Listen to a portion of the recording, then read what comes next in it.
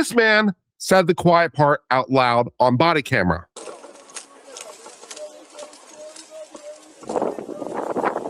It's the alleged suspect. I am. No, I'm not. Well, I know how it goes. I'm not alleged. Okay. That was Karmelo Anthony saying it, that he wasn't alleged. So that would be a large part of why the jury rejected that sudden passion, the finding that would have capped this at a 20-year max. They looked at the proportional, immediate necessity, reasonable person, and they said no, 35 years.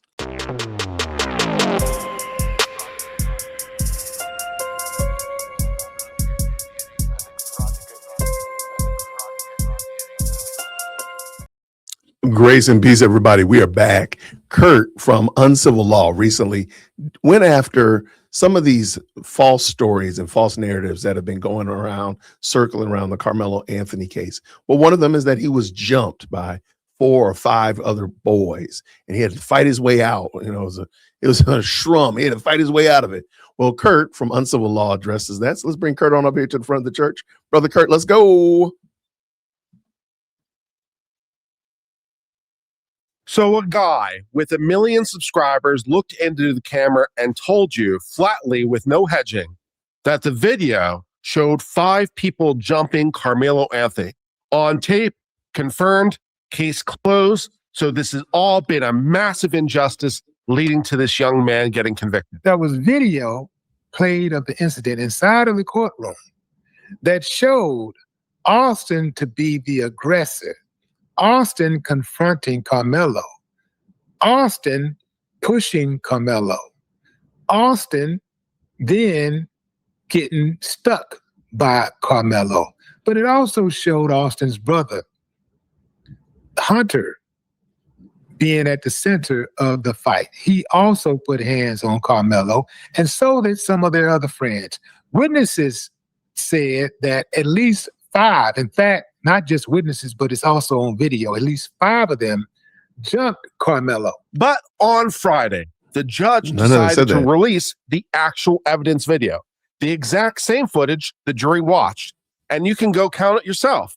Go try count to 5. I'll wait. Now, you won't be able to do it because it's simply not there. None of it is there. And here's the part that should make your eye twitch. The people who swore it was there, they were never going to watch it because they didn't need to. The view count had already been cleared. This is the story about a lie that made money, and the day the receipts came out anyway. I'm Uncivil Law, so let's get uncivil about it. Let's get uncivil. Let's go. So Karmelo Anthony was convicted of murder on June 9th, got 35 years. Not alleged, mind you. We'll get to why I can say that flatly. Austin Metcalf, 17, dead, stabbed once in the chest at the track meet. The judge, John Roach Jr. of the 296th Texas District, 2 decades on the bench, the man who decided to keep cameras out of the courtroom and then turned around and handed the public the tape himself. So the judge in the Karmelo Anthony murder trial just released the footage that was shown to the jury. And the reason why he is doing this is because his only regret in this entire case was that he did not let cameras inside the courtroom so people could not only see who was on the jury, but also see the footage in that moment because so much misinformation has happened online. And then, of course, there were the influencers. Keep that in your head because by the end of this video, that will mean something specific. So we need to rewind a little bit. For over a year, this case ran on one engine. The video, nobody outside the courtroom had seen. No cameras were allowed at trial. So the internet did what it does best. It filled the vacuum with whatever paid best and fit whatever narrative they were trying to sell. And what paid was certainty, not hesitation. And I also have questions. I don't know how the defense did not play that video. Because when you see that video, it was self-defense. Now that's an example of a guy explaining with total confidence what's on a video that he had not seen to prove a point that he had not checked. And I also have questions. I don't know how the defense did not play that video. Because when you see that video, it was self-defense. That video apparently wasn't played in court. Now, you want to tell me why a piece of evidence that would prove your client's innocence, that would prove your client's self-defense, that you wouldn't play that in court? You have to explain to me. I ain't got the answers. So as for the tape, the day the judge releases it, the whole 5 attackers clear as day narrative empire collapses in about 1 minute of grainy stadium footage. Now, at this moment, you can see a push. You can literally see a push, and you can see Karmelo Anthony, what looks like a push, but actually stabs the kid, and then he exits the tent. All the video really showed was a push, a stab, and a run. That was what the tape showed. There was no swarm.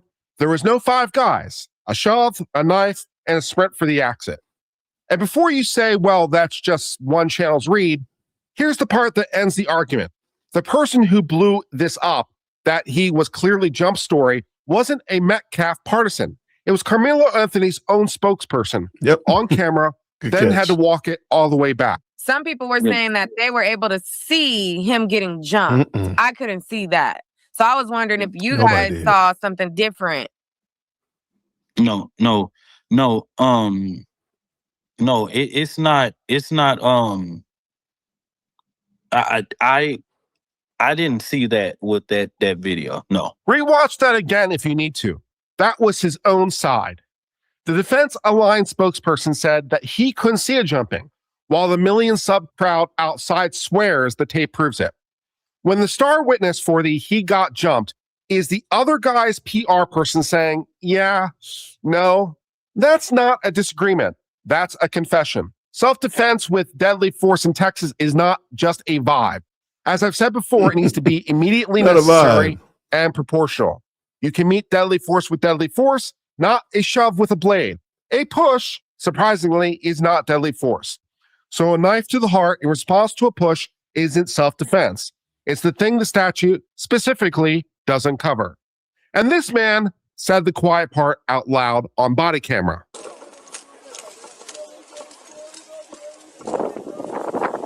As the alleged suspect. I am. No, I'm not. Well, I know how it goes. I'm not alleged. Okay. That was Karmelo Anthony saying it, that he wasn't alleged.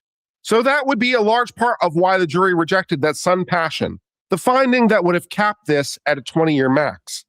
They looked at the proportional, immediate necessity, reasonable person, and they said no, 35 years.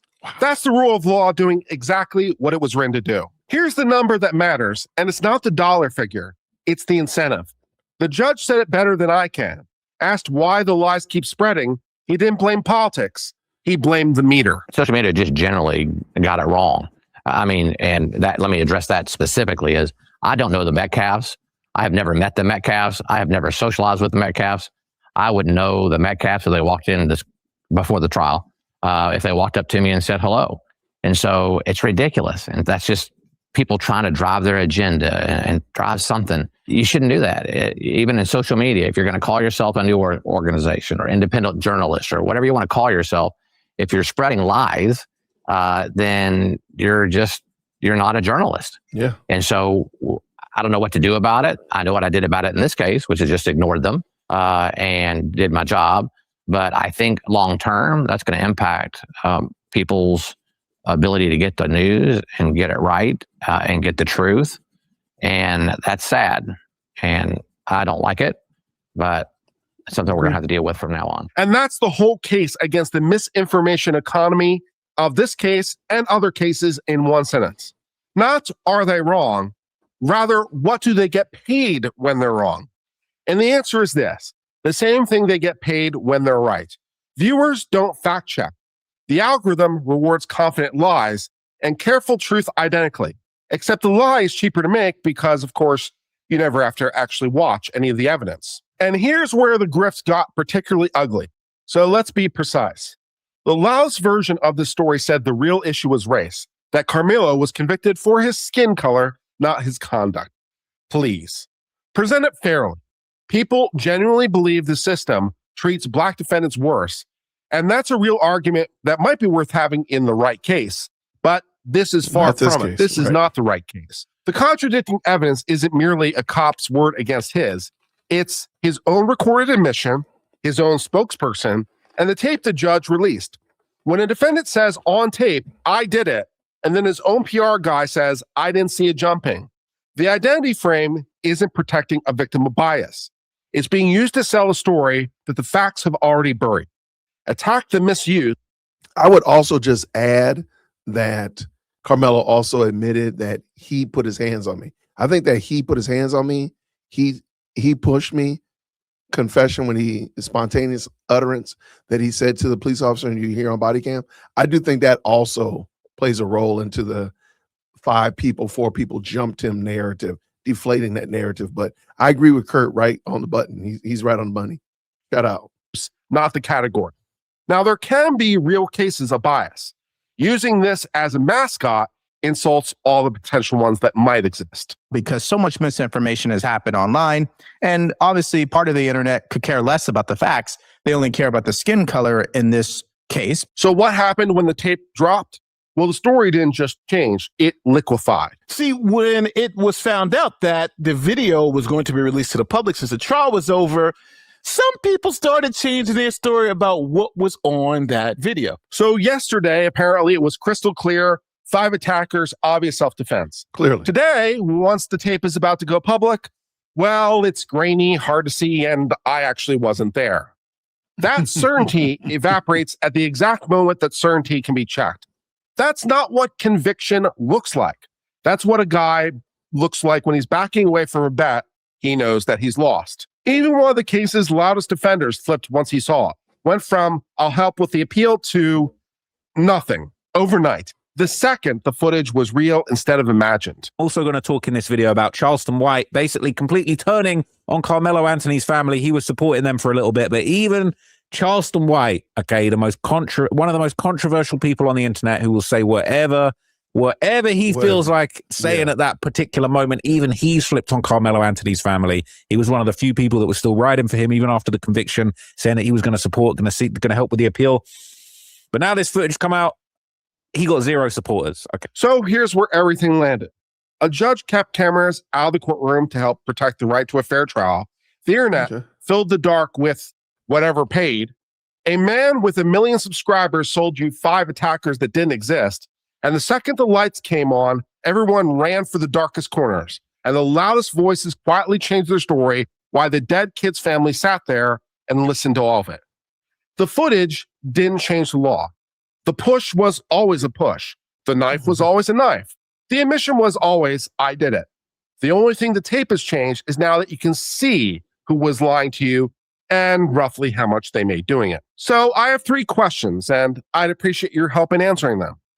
If the video clearly showed 5 attackers, why did the people who said so stop the moment that you could watch it for yourself? If this really was about race, why was the strongest evidence against the jumping story coming from Karmelo Anthony's own spokesperson? And when the next viral case hits and someone with 1 million subscribers tells you what's on a video they haven't seen, what exactly is their incentive to be right? But tell me where you think I'm wrong in the comment section below. I read them and often argue back. And this is the kind of breakdown you want with receipts, not vibes. Don't forget to do all that YouTube-y stuff by sharing, and subscribing. Until next time, I've been Uncivil Law. And remember to keep it uncivil out there. Cheers and goodbye. Karmelo Anthony. Shout out to Kurt. Shout out to Kurt. Kurt is a good guy, man. Shout out to him. I'm gonna leave the link to his video down in the description as well as the comment section. Let me know, for real though, for real. Do you agree with Kurt's assessment? I know there's lots of people who are arguing that the video has been spliced and diced and all that kind of stuff. Do you think we're on another rabbit trail, or are you getting off of the Karmelo Cope caravan? Like, when are you getting off? Or maybe you're still riding for him. I don't know. Let me know. Comment down below. I'm looking forward to hearing what you got to say. I will, of course, be commenting as well. So until next time, everybody, grace and peace. Thank you so much for tuning in to another episode of the JWhit Podcast. If you enjoyed today's show, please do me a favor and hit me up with that 3-piece special. Like the video, subscribe, and of course, share it with somebody who would also enjoy this type of content. And make sure you leave a comment, because I do pin the best comments to the top. So thank you so much for tuning in today. And until next time, everybody, grace and peace.